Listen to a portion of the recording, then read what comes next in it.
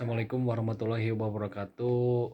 Hari ini hari Jumat, tanggal 20 Safar 1447 Hijriah atau bertepatan dengan tanggal 15 Agustus 2025. Di sini saya akan melanjutkan lagi membaca buku Sirah Nabawiyah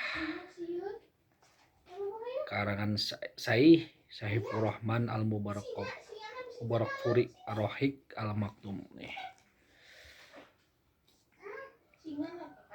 Sebelum membaca buku Sirah Nabawiyah, marilah kita berdoa untuk memohon ilmu yang bermanfaat. Auzubillahi minasyaitonir Rabbi jidni ilman. Amin ya rabbal alamin. Semoga segala aktivitas hari ini diberi kemudahan dan diberi kelancaran dan diberkahi. Amin amin ya rabbal alamin. Sekarang ke halaman 56.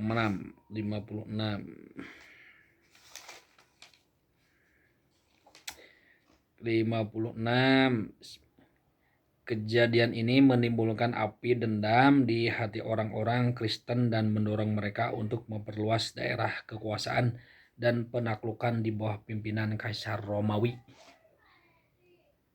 Untuk menguasai negeri Arab, mereka memobilisasi orang-orang Habasyah dan menyiapkan armada lautnya sebanyak 70.000 pasukan dari penduduk Habasyah diterjunkan dan mampu menguasai Yaman untuk kali kedua. Serbuan ini dipimpin oleh Arayat pada tahun 525 Masehi. Arayat menjadi penguasa negeri jajahannya dengan mandat Raja Habasyah hingga akhirnya dibunuh oleh Abrahah, anak buahnya sendiri. Abrahah menggantikan kedudukan Arayat di Yaman setelah meminta restu rajanya di Habasyah. Abraha inilah yang mengerahkan pasukannya untuk penghancuran Ka'bah yang dikenal dengan pasukan gajah.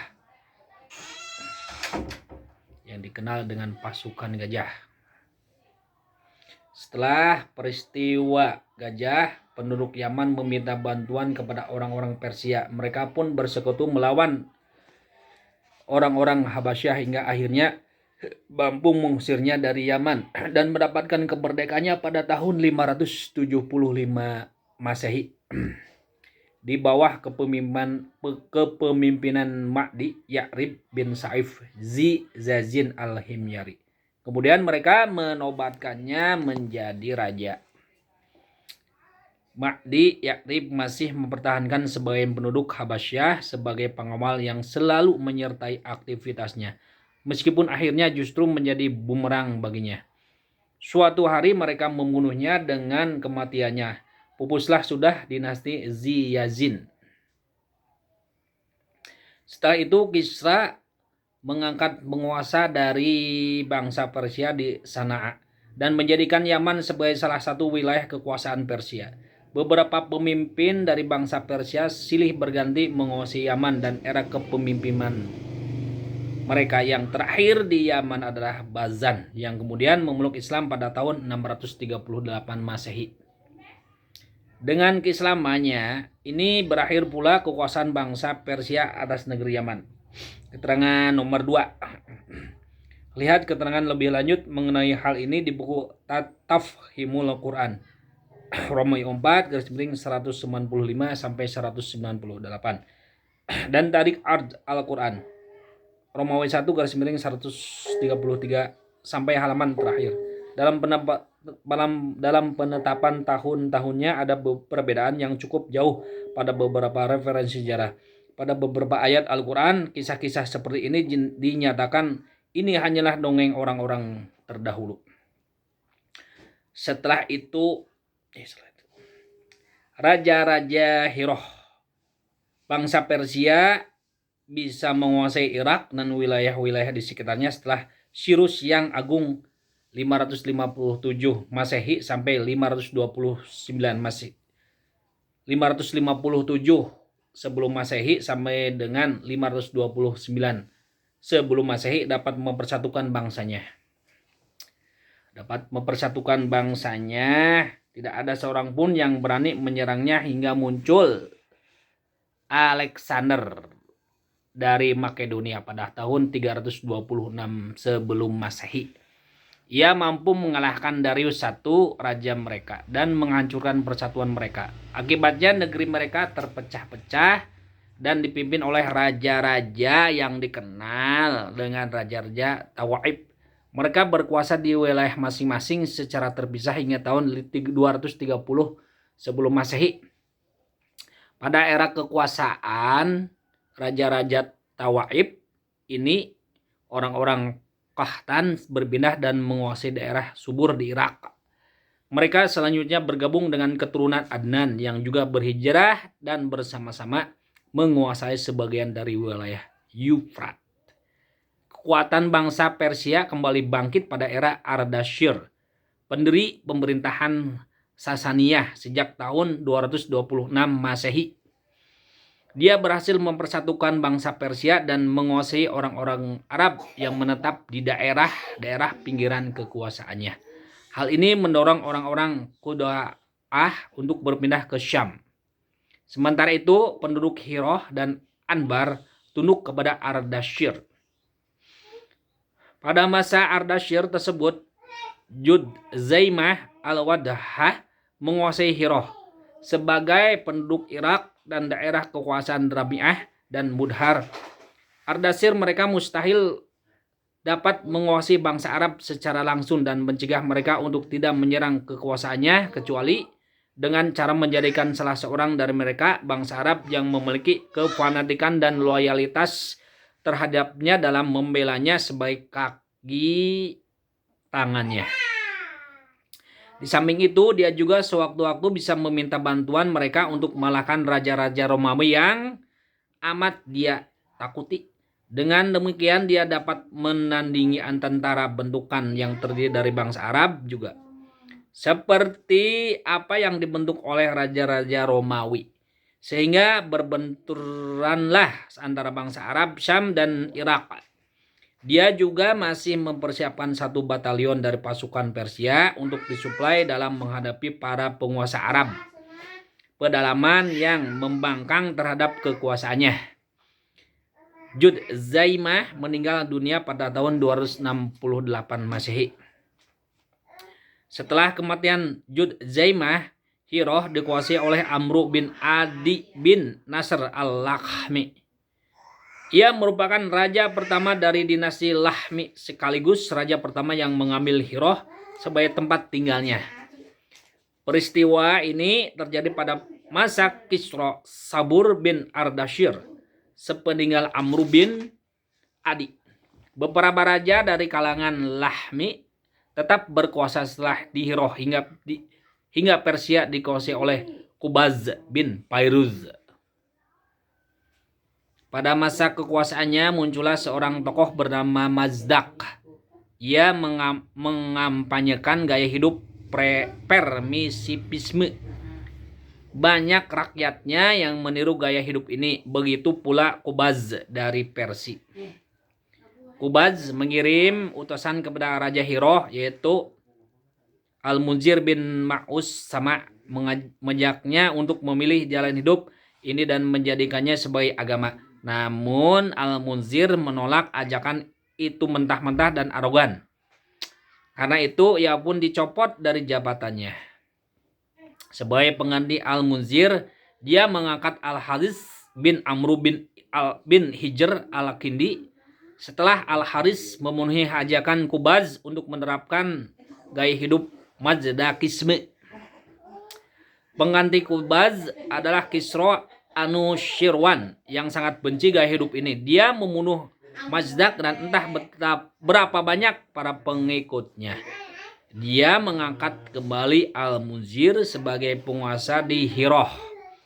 Sebenarnya Al-Haris bin Amru memintanya, tetapi dia justru dibuang ke Daru Qalb dan tetap di sana hingga meninggal. Kekuasaan Anu Shirwan terus berlanjut semeninggal Al-Munzir bin Ma'us sama. Hingga naiknya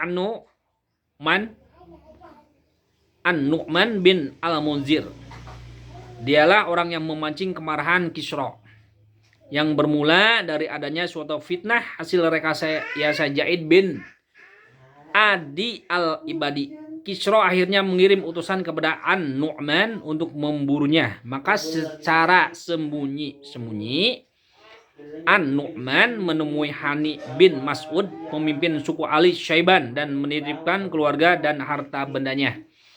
Setelah itu dia menghadap Kisra yang langsung menjebloskannya ke dalam penjara hingga meninggal dunia.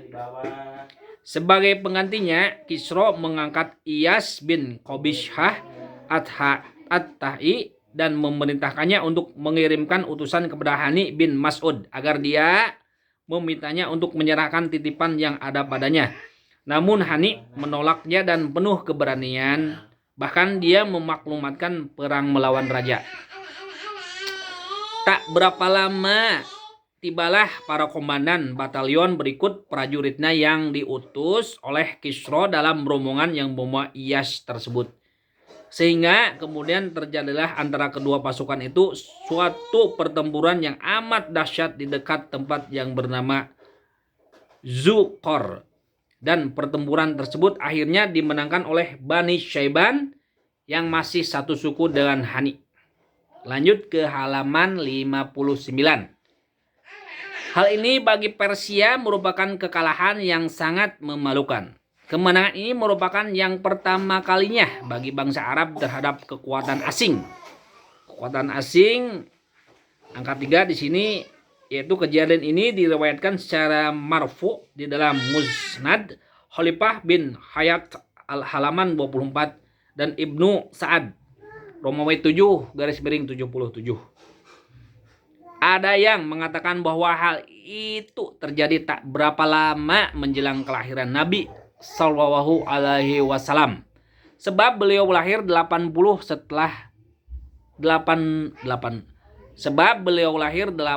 bulan setelah bertahtanya Iyas bin Qabishah atau Hiroh.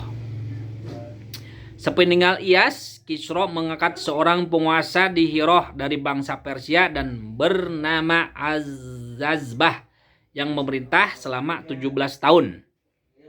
614 sampai 631 Masehi.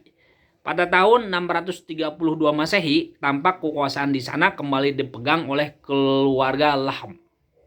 Di antaranya adalah Al-Munzir bin An-Nu'man yang dijuluki dengan Al-Ma'rur.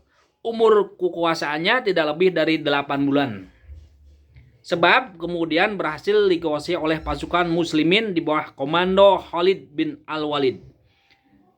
4 ya. Ini keterangan keempat. Khalid bin Walid, Muhadarat Tarik Al-Umam Al-Islamiyah Al-Khudori, Romawi 1/29 sampai 32. Penjelasan lebih rinci ada pada kitab-kitab karya At-Tabari, Al-Mas'udi, Ibnu Qutaibah, Ibnu Khaldun, Al-Balazri, Ibnu Atsir dan lainnya. Raja-raja di Syam. Pada masa Arab banyak diwarnai perpindahan berbagai kabilah. Maka suku-suku Khodhah juga ikut berpindah ke berbagai daerah di pinggiran Syam dan mereka menetap di sana. Mereka adalah Bani Sulaih bin Halwan. Di antara mereka adalah Bani Daj'am bin Sulaih yang dikenal dengan sebutan Daj'amah. Mereka dimanfaatkan bangsa Romawi sebagai tameng untuk menghadapi gangguan orang-orang Arab dan sekaligus sebagai benteng pertahanan untuk menghadang bangsa Persia. Karenanya bangsa Romawi mengangkat seorang raja dari suku ini dan kepemimpinannya berlangsung hingga beberapa tahun. Raja mereka yang terkenal adalah Ziyad bin Habulah. Kekuasaan mereka bertahan sejak awal abad kedua Masehi hingga akhir abad tersebut. Kekuasaan mereka berakhir setelah kedatangan suku Ghassan yang dapat mengalahkan Daj'amah. Bangsa Romawi mengangkat mereka sebagai raja bagi semua bangsa Arab di Syam. Ibu kotanya adalah Daumatul Jandal. suku Ghassan, terus berkuasa sebagai kaki tangan Kaisar Romawi hingga meletus perang Yarmuk pada tahun 13 Hijriah.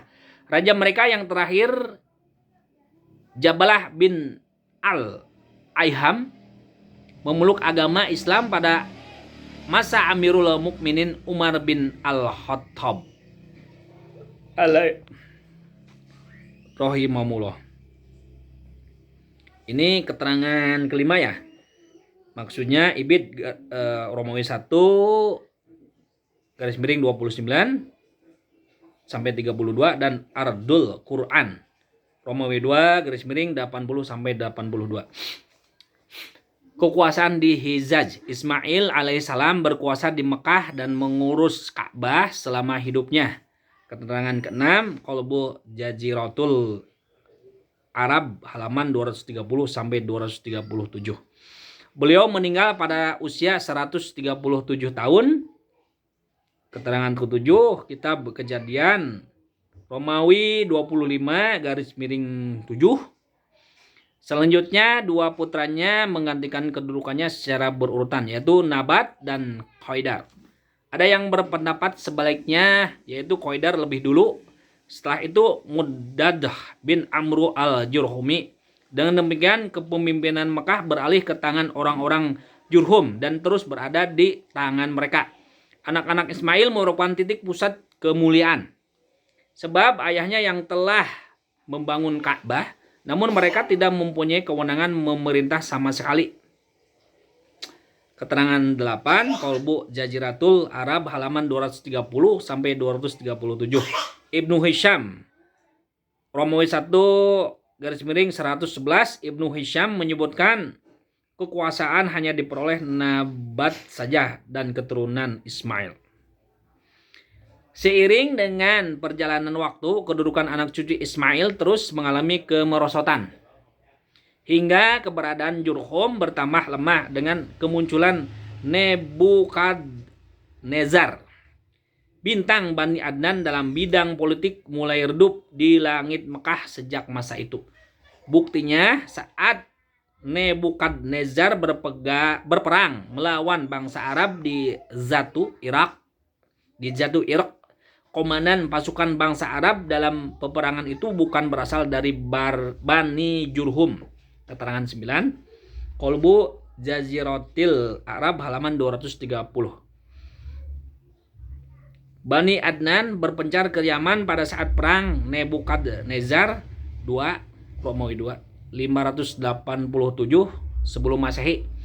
Lalu pergi bersama Ma'ad ke Syam. Setelah tekanan Nebukadnezar mulai mengendur, Ma'ad kembali ke Makkah. Namun dia tidak mendapatkan seorang pun dari Bani Jurhum kecuali Jursyum bin Jalhamah. Lalu dia menikahi anak putrinya Mu'anah dan melahirkan seorang anak yang dinamai Nazar. Keterangan 10 Rahmatun lil Alamin Romawi 2 garis miring 48. Keadaan Bani Jurhum di Mekah mulai memburuk dan keadaan mereka semakin sulit. Seringkali mereka berbuat semena-mena terhadap para utusan yang datang ke sana dan menghalalkan harta di Ka'bah. Keterangan 11 Qalbu Jaziratil Arab halaman 231. Hal ini membuat murka orang-orang dari Bani Adnan. Tatkala Bani Huza'ah tiba di Maru Jahran dan bertemu dengan beberapa orang dari Bani Adnan yang merupakan keturunan Jurhum. Mereka pun memanfaatkan kesempatan itu. Atas bantuan suku-suku Adnan yang lain, mereka menyerang Jurhum hingga dapat diusir dari Mekah. Dengan demikian, Bani Huza'ah berkuasa di sana pada pertengahan abad kedua Masehi. Tatkala Bani Jurhum berkuasa, mereka menggali sumur Zam-Zam untuk mencari tempatnya secara percis, lalu mengubur berbagai macam benda di sana. Ibnu Ishaq berkata, Amru bin Al-Harits bin Budadah Al-Jurhumi keluar sambil membawa tabir Ka'bah. Ini keterangan 12 dan keterangan 13. Keterangan 12-nya ini bukanlah Mad'ah al-Jurhumi yang telah disebutkan di dalam kisah Ismail. Al-Mas'udi mengatakan Persia mempersembahkan harta dan permata Ka'bah pada zaman ini. Sasan bin Babak pernah mempersembahkan 2 pintalan takbir dari emas dan permata.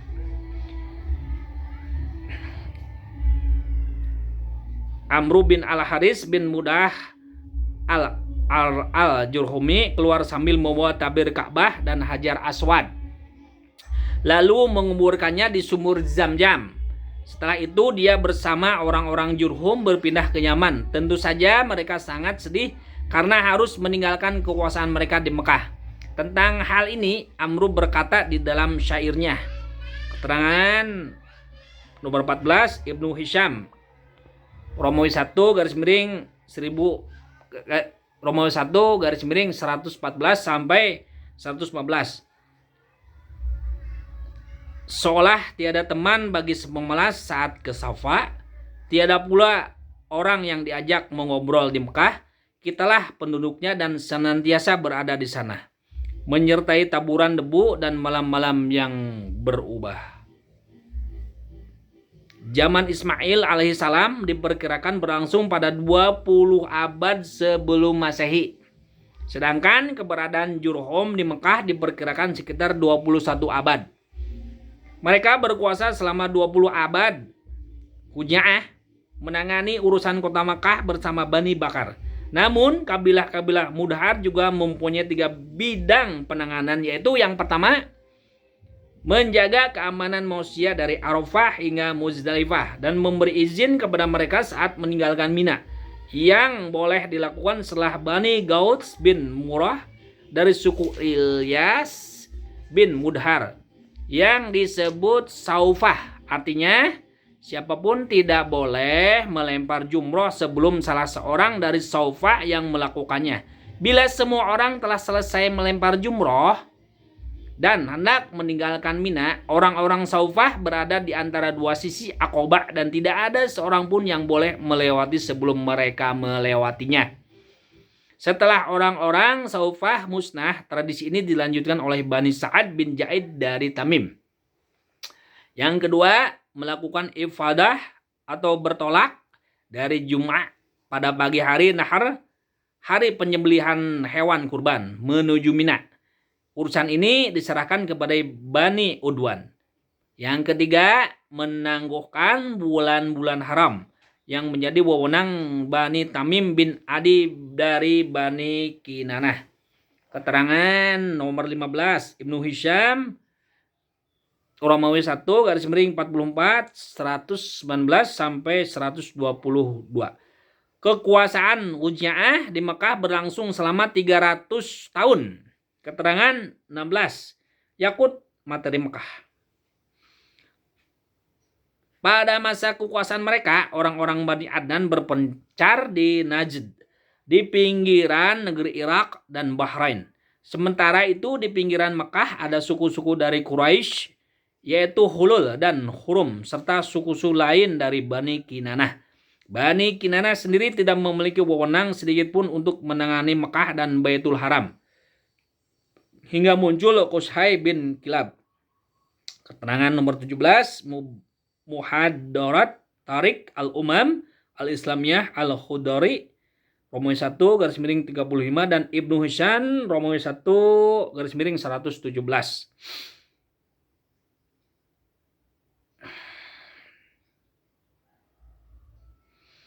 Tentang Qusay ini dikisahkan bahwa bapaknya meninggal dunia saat dia masih kecil dalam asuhan ibunya. Lalu ibunya kawin lagi dengan seorang laki-laki dari Bani Uzrah, yaitu Rami'ah bin Haram, yang kemudian membawanya ke perbatasan Syam. Setelah Qusay menginjak remaja, dia kembali ke Mekah, yang saat itu jabatan gubernur Mekah dipegang oleh Hulail bin Hubsyah dari Bani Huza'ah. Qusay melamar putri Hulail yang bernama Hubba, dan ternyata lamaran itu disambut baik olehnya. Dia pun dinikahkan dengan putri Hulail. Keterangan 18, Ibnu Hisham Romawi 1 garis miring 117 sampai 118. Setelah Hulail meninggal dunia, terjadi peperangan antara Huza'ah dan Quraisy yang akhirnya mengantarkan Qushay menjadi pemimpin Mekah dan menangani urusan Baitul Haram. Ke halaman 63. Ada 3 riwayat yang menjelaskan sebab meledusnya peperangan, yaitu yang pertama, setelah Qusay mempunyai banyak anak dan hartanya melimpah, bersama dengan itu Hulail pun meninggal dunia. Maka dia merasa bahwa dirinya lebih berhak berkuasa di Mekah dan menangani urusan Ka'bah daripada Bani Huja'ah dan Bani Bakar. Sementara itu Quraisy adalah pelopor anak keturunan Ismail. Maka dia melobi beberapa pemuka Quraisy dan Bani Kinanah agar mengusir orang-orang dari Bani Huja'ah dan Bani Bakar dari Mekah. Usul ini disambut baik dan mereka pun melakukannya. Keterangan 19, Ibnu Hisham, Romawi 1, garis miring 117 sampai 118.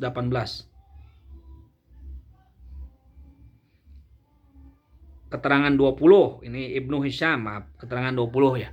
Ibnu Hisham, Romawi 1, garis miring 188. Yang ketiga, Hulail telah menunjuk putrinya Huba sebagai orang yang berwenang atas penanganan Ka'bah. Lalu Abu Ghibshan al-Khuzai tampil sebagai orang yang mewakili Huba. Maka dia pun menjaga Ka'bah setelah Hulail meninggal dunia. Qusay memberikan kewenangan mengurusi dan menjaga Ka'bah dari Abu Ghibshan yang ia tukar dengan 1 geriba arak. Tentu saja orang-orang dari Bani Huja'ah tidak menerima jual beli itu. Mereka berusaha menghalangi Qushay agar tidak bisa tampil sebagai pengawas Ka'bah. Qushay mengumpulkan beberapa pemuka Quraisy dan Bani Kinanah untuk mengusir Bani Huja'ah dari Mekah. Dan ternyata mereka menyambut ajakan Qushay tersebut. Keterangan 21. Rahmatun lil alamin, Romawi 2, garis miring 55. Bagaimanapun setelah Hulail meninggal dunia dan Sufah berbuat sesuka hatinya sendiri, Qushay tampil bersama orang-orang Quraisy dan Kinanah. Bani Huja'ah dan Bakar siap menghadang di hadapan Qushay. Namun Qushay lebih dulu bertindak. Dia menghimpun pasukan untuk memerangi mereka. Kedua belah pihak saling bertemu dan meletus peperangan yang dahsyat di antara mereka. Banyak yang menjadi korban dari tiap-tiap pihak. Kemudian mereka sepakat untuk membuat perjanjian damai. Ke halaman 64. Mereka mengangkat Ya'mar bin Auf dari Bani Bakar sebagai hakim untuk urusan perdamaian ini. Maka dia menetapkan bahwa Qushay lebih layak menangani urusan Ka'bah dan berkuasa di Mekah daripada Bani Huja'ah. Setiap darah yang tertumpah dari pihaknya merupakan kesalahan Qushay sendiri dan harus menjadi tanggung jawabnya. Sementara setiap nyawa yang melayang dari Huja'ah dan Bakar harus mendapat tebusan. Dengan keputusan ini, Qushay berhak menjadi pemimpin di Mekah dan menangani urusan Ka'bah. Ya'mar pada saat itu dijuluki Ash-Shajjaq. Keterangan 22, maksudnya bendera karena pada waktu itu panji perang hanya akan dikibarkan di tangannya. Ibnu Hisham, Romawi 1, garis miring 123 sampai 124.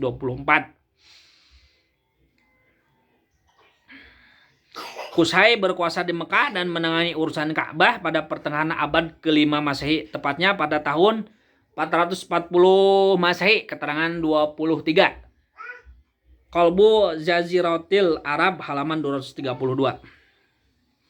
Dengan kekuasaan yang berada di tangan Qushay ini, Quraisy memiliki kepemimpinan yang utuh dan sebagai pelaksana kekuasaan di Mekah. Selain itu, ia juga menjadi pemimpin agama di Baitul Haram yang menjadi tujuan kedatangan semua bangsa Arab dan dari segala penjuru. Di antara kebijakan yang diambil oleh Qushay, ia mengumpulkan kaumnya untuk membangun rumah-rumah di Mekah dan membuat batas-batas menjadi 4 bagian di antara kaumnya. Setiap kaum dari Quraisy harus menempati posisi yang telah ditetapkan bagi masing-masing. Dia menetapkan tempat bagi Nashah, keturunan Safwan, Adwan, dan Murrah bin Auf. Dia melihat hal ini sebagai keputusan agama yang tidak bisa diubah lagi. Keterangan 24 Ibnu Hisham garis Romawi 1 garis miring 123 sampai 124. Di antara peninggalanku saya yang membangun Darun Nadwah di sebelah utara masjid atau Ka'bah. Pintunya langsung berhubungan dengan masjid. Darun Nadwah adalah tempat pertemuan orang-orang Quraisy untuk membicarakan masalah-masalah penting.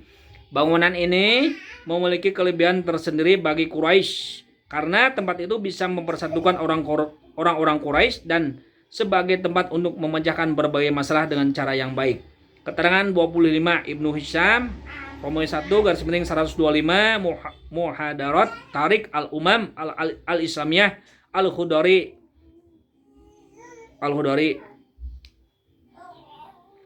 Romawi 1 garis miring 36 dan Al-Ahbarul Kiram halaman 152. Alhamdulillahirrahmanirrahim. Demikian membacanya sampai membaca buku Sirah Nabawi ini sampai halaman 64. Selanjutnya disambung lagi ke halaman 65 ya. Semoga ilmunya bermanfaat. Dan mari kita bersama-sama gemar membaca ya. Gemar membaca, terutama gemar membaca Al-Quran. Minimal 1 hari 1 ayat. Assalamualaikum warahmatullahi wabarakatuh.